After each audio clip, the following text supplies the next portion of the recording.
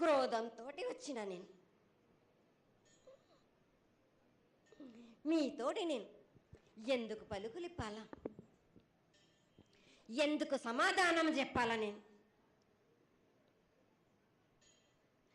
మీరు మాత్రం నా మాట ఏమైనా ఆచరిస్తుర్రా?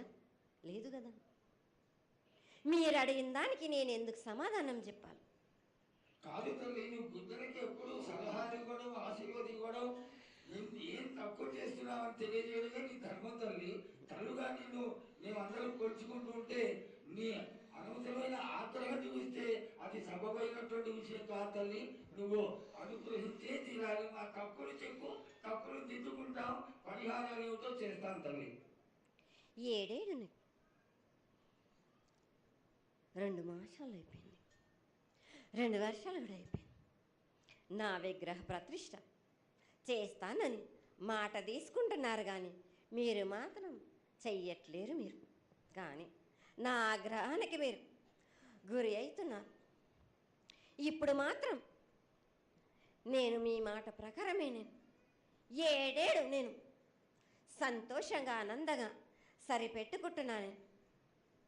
నా బాలవచలందరినీ నేను ఏ ఆపద వచ్చినా నేను కాపాడుతున్నా. నేను ఏ ప్రమాదాలు వచ్చినా కానీ కాపాడుతున్నా. నేను మీరు మాత్రం నా మాటకు మాత్రం ఆచరించట్లేరు. నేను